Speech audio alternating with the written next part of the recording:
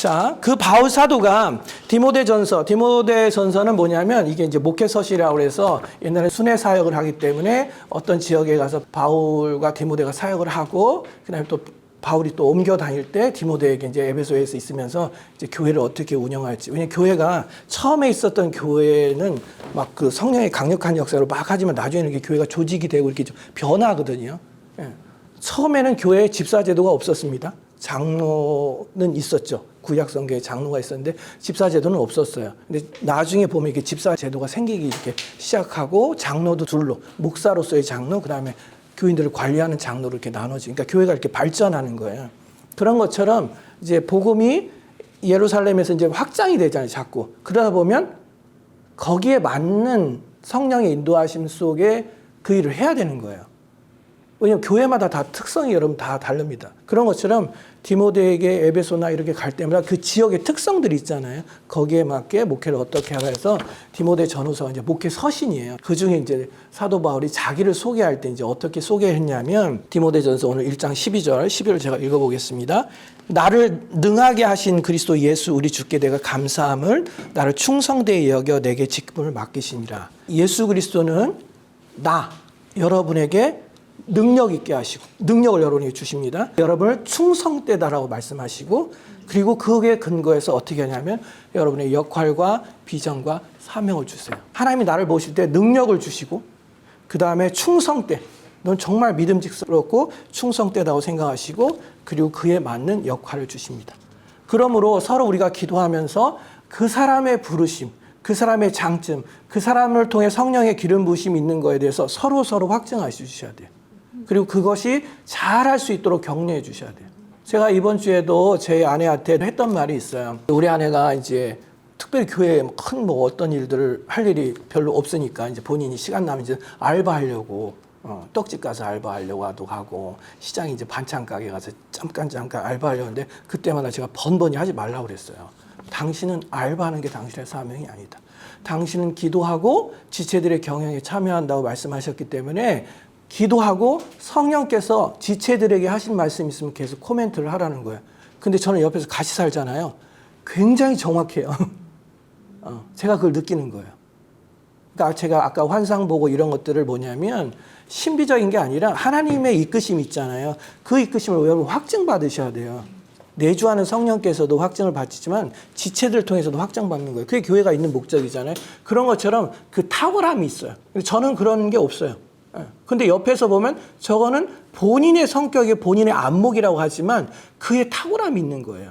그럼 여러분 그걸 가지고 지지해 주셔야 되고 계속 그렇게 살아야 된다고 얘기하셔야 돼요. 그렇게 얘기 안 하면 사람이 뭐냐면 뻘짓해요. 그래가지고 그게 시간 낭비고 돈 낭비가 되는 거예요. 그러므로 그가 잘하는 그걸 가지고 계속 지지하시고 축복하시고 하나님의 부르심이라고 생각하는 거예요. 목사도 부르심과 색깔이 다 달라요. 나보고 저기 영등포에 있는 광야교회 가가지고 노숙자 사역하라면 나는 안 해요. 난 그런 거 못 해요. 그런 걸 할 수가 없는 사람이에요. 내 부르심이 아닌 거예요. 근데 그게 너무 익숙한 사람들이 있잖아요. 막 술 먹고 이런 사람들 잘 이렇게 컨트롤도 잘하고 이리 와 샤워해야 돼 머리도 깎아야 돼 이렇게 하는 사람이 있잖아요. 예를 들면 육쟁이 할머니 같이. 그래서 그거에 맞는 걸 하는 것처럼 하나님이 여러분에게 능력을 주십니다. 그리고 여러분을 충성되라고 말씀하십니다. 그리고 직분, 그러니까 역할, 사명, 비전을 맡기십니다. 그러면 어떻게 해요? 그 영역을 아주 잘한다라고 칭찬을 하셔야 됩니다. 두 번째, 하나님께서 능력 있고 충성된다고 신뢰받는 나는 사실 과거가 있는 사람이에요. 자, 여기 3절에 보면 13절에 보면 날 충성되게 여겼다고 했는데 내가 전에는 뭐요? 비방자요, 박해자요, 폭행자였으나 도리어 궁유를 입은 것은 내가 믿지 아니할 때 알지 못하고 행하였습니다. 그게 무슨 얘기냐면 여러분 과거 있는 여자, 과거 있는 남자 그거 같은 거 그렇게 충성된다고 했지만 자기는 정말 과거가 있는 나쁜 사람이라는 거예요. 그래서 사도행전 7장 8절에 보면 바울, 회심하기 전을 사울이라고 이름해요. 사울이 예수 그리스도를 믿는 사람을 이단이라고 생각했던 거예요. 그래서 그 사람들을 이제 잡아요. 이제 종교 심판해가지고 감옥에도 넣고 막 두들겨 패기도 하고 이것이 정말 하나님에 대한 열심이라고 생각했던 거예요. 이해되시죠? 그래서 열심히 잡아넣었어요. 그리고 스테반이 돌 맞아 죽을 때 그 옆에서 그걸 찬성했던 사람이에요. 쟤는 돌 맞아 죽어도 돼. 저 이단 예수에 빠진 저것들은 정말 돌 맞아 죽어야 된다라고 괴롭혔다. 예, 그런 사람이 있어요. 여러분 지금도 그렇지만 옛날에도 예수 믿는다고 여자들이 예수 믿는다고 또 남자들이 예수 믿는다고 핍박했어요, 안 했어요? 했어요.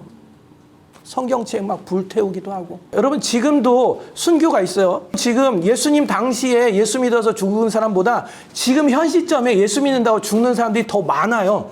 우리가 몰라서 그렇죠. 그래서 특별히 고마워요. 이것도 능력이야. 눈치를 봐서 나한테 주는 거. 방송에 내보내.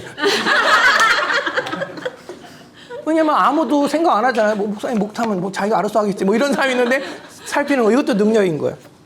그래서 특별히 그 고난받는 사람들을 위한 전문 사역 단체가 있는데 그게 오픈도어라는 선교 단체가 있어요. 거기는 전부 다 그 핍박받는 국가들에 대해서 나라에 대해서 선교해요. 그 사람들이 특별히 잘하는 게 뭐냐면 목숨 걸고 성경책을 그들에게 운반해 주는 거. 운반에 걸린 뭐예요? 사형이에요. 그런 것처럼 사울이 핍박했던 사람이에요. 무지와 잘못된 열심으로 교인을 괴롭히는 사람도 있어요. 자기의 신앙이 최고라고 생각해서 이단교리에 빠져서 막 교인들을 이단교로 이끌고 가는 사람들. 우리 친척 중에도 신처지가 있어가지고 나를 보고 그냥 바벨론에 멸망할 지옥 갈 목사로 생각하고 있어요. 그 나를 너무나 안타깝게 생각해. 그 다음에 요새 문제가 돼 있는 그런 거 있잖아요. 나살 자고 캄보디아로 청년들 유입해가지고 청년 인생을 망치는 사람들. 뭐 그런 거 같은 거예요. 지금 사울이 했던 짓을 지금 설명해 드린 거예요.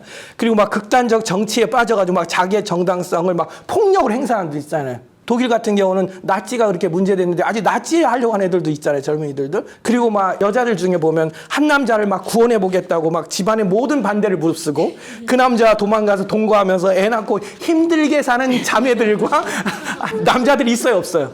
그런 사람도 있어요. 엄마 아빠에게 내가 복수하려 가지고 엄마 아빠가 싫어하는 남자나 여자하고 꼭 결혼해서 그런 거 있어요, 없어요? 있을 수 있어요. 이렇게 등등.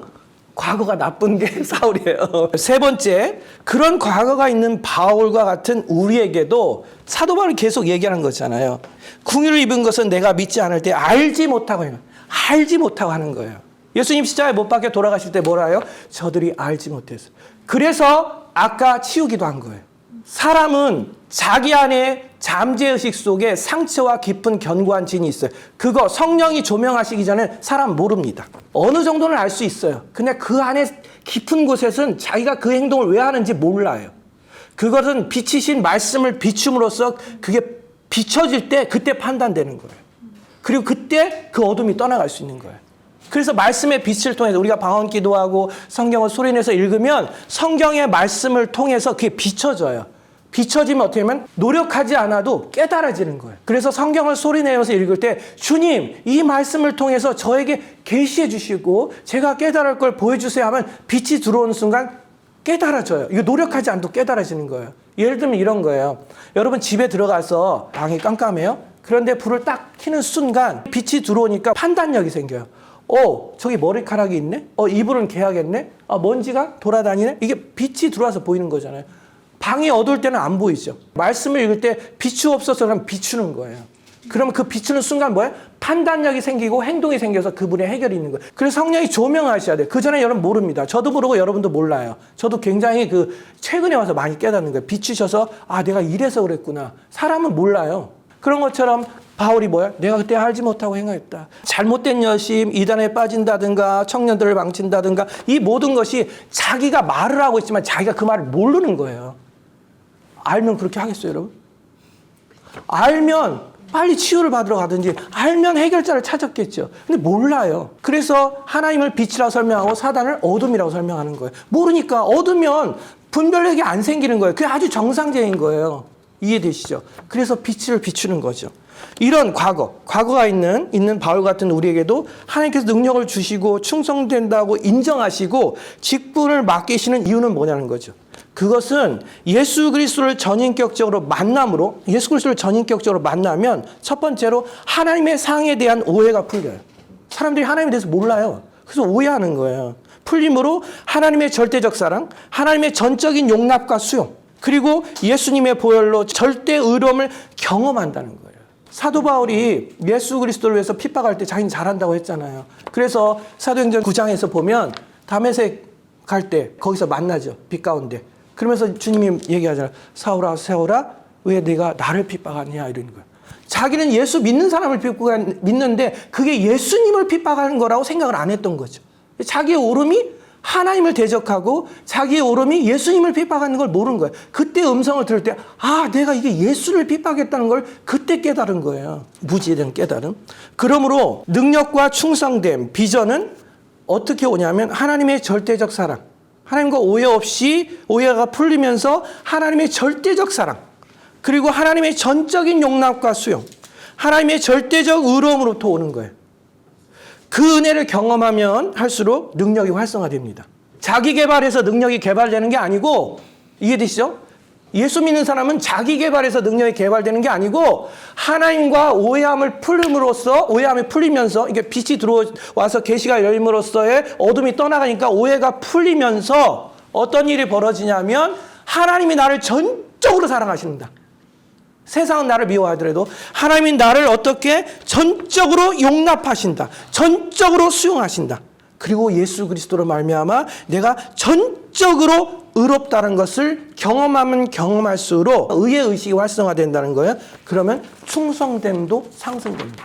무슨 얘기냐면 여자들이 엄마의 사랑을 언제 하냐면 애를 낳았을 때, 그때 더 잘 안다고 하잖아요. 그전에는 잘 몰라요. 요새 현빈하고 손혜진이 결혼해가지고 애를 낳았잖아. 근데 현빈이 그런 얘기를 하는 거예요. 자기가 결혼 전에는 자기중심적이었다는 거예요. 많은 사람들의 사랑을 받으니까 자기가 중요했어요. 결혼하고 나니까 자기가 사랑하는 여자가 생기니까 손혜진이 중요하더래. 그리고 둘 사이에 애가 나니까 자기는 멀어지고 부인과 아이가 더 사랑스러워져. 이게 이제 자기는 없어지고 이 사랑이 넓어지는 거예요. 그리고 손혜진이 그러는 거예요, 인터뷰에서. 자식을 낳고 나서 정말 무슨 일 있어도 다 주고 싶고 자기에게.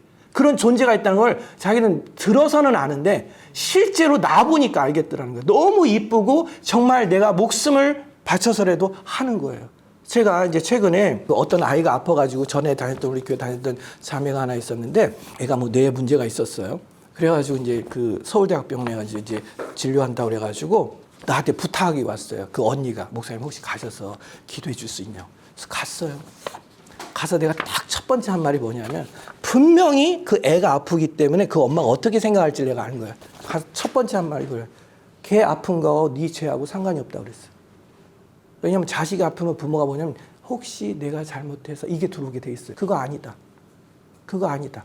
설령 그러다면 네가 회개하면 끝이고 성경의 근거에서 볼 때 오직 질병은 하나님의 영광, 하나님의 회복에 있어 있는 거지. 그러니까 예수님 십자가에 못 박혀 돌아가시. 이게 다 하나님에 대한 오해에 있으면 답이 없는 거예요. 죄책감 갖지 말고 치유가 일어나기를 기도해라. 그리고 너의 죄와 상관없이 예수 그리스도께서 2000년 전에 모든 죄에 대해서, 질병에 대해서 다 십자가에 못 박혀 죽으셨기 때문에 회복을 기도하고, 설령 죄가 있다면 생각나면 회개하고 돌이키면 되고, 아주 심플하게 생각을 하고 그런 얘기 한 적이 있습니다. 자, 오늘 이렇게 과거가 있는데 하나님이 놀랍게 쓰임받는 사람들을 몇 명을 소개하겠습니다. 첫 번째, 여러분 이정훈 교수라고 있어요. 지금 이정훈 목사님입니다.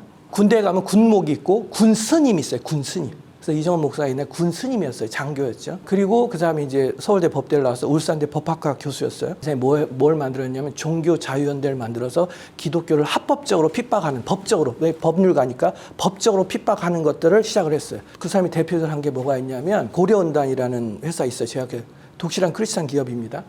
그 기업체가 이렇게 경부고속도로 가다 보면 도로에 큰 간판이 가다, 예수님은 당신을 사랑합니다. 고려원단. 이거에 대해서 헌법소원을 냈어요. 나로 하여금 강제로 종교를 믿게 한다. 저거 철거해달라. 그래서 승소했어요. 그래서 철거된 거예요, 그게. 네. 그리고 미션 스쿨에서 보면 이제 예배 드리잖아요. 왜냐면 불교학교도 다 그거 해요. 종교 교육을 하잖아요. 그래서 이거 내가 미션 스쿨 들어오는 것도 물론 뺑뺑이에서 들어왔지만 이건 너무 종교 강요다. 이거를 폐지하게 해달라. 그래가지고 교회에서 그거 못하게 하고. 근데 이 사람의 특징이 뭐냐면 똑똑하니까 항상 적을 알고 나를 하면 그거 있잖아요. 그래가지고 어떻게 하냐. 맨날 목사님들 설교를 보는 거예요. 그리고 칼빈의 주석도 보고. 다 본 거예요, 그 사람은. 그래서 어느 날 한기채 목사님이 설교하는데 집에서 설교를 분석해야 되니까. 분석하다가 말 같지 않은 소리 무슨 죄이냐 하고 그때 사도 바울처럼 임재가 일어나 쓰러진 거예요. 성령의 임재가.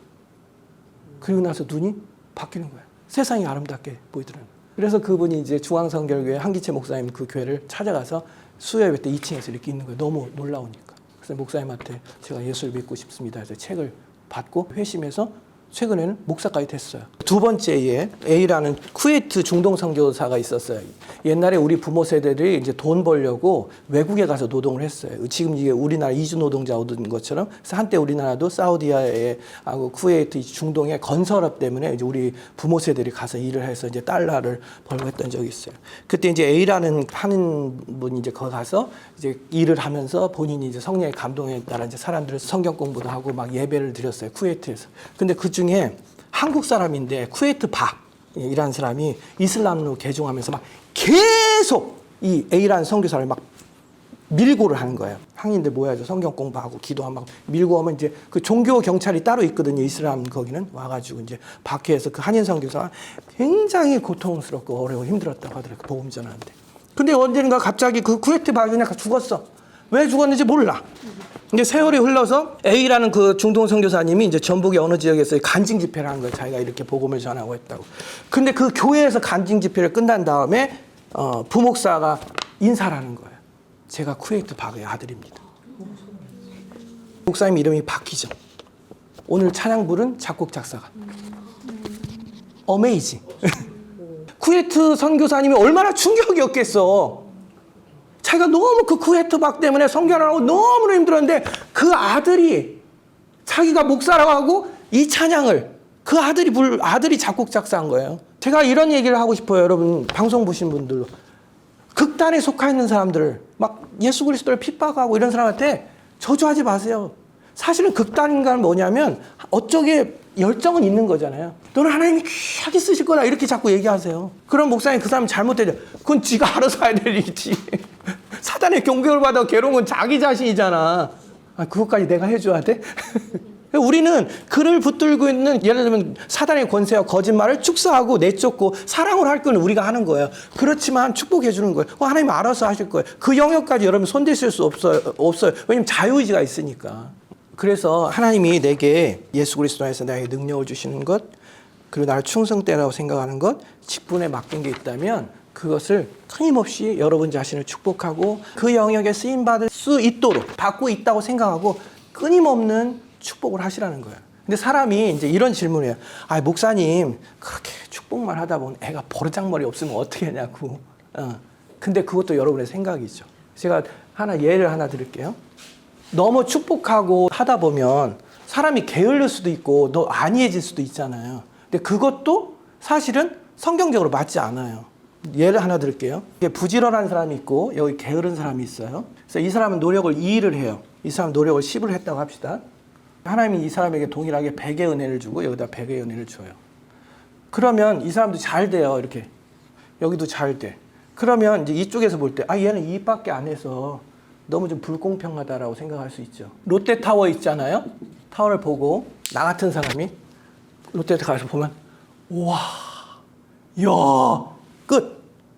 근데 준택 형제처럼 건축을 공부하고 설계도를 그리고 시공도 하고 건설을 해본 사람이 롯데타워를 볼 때 나처럼 와 이래요?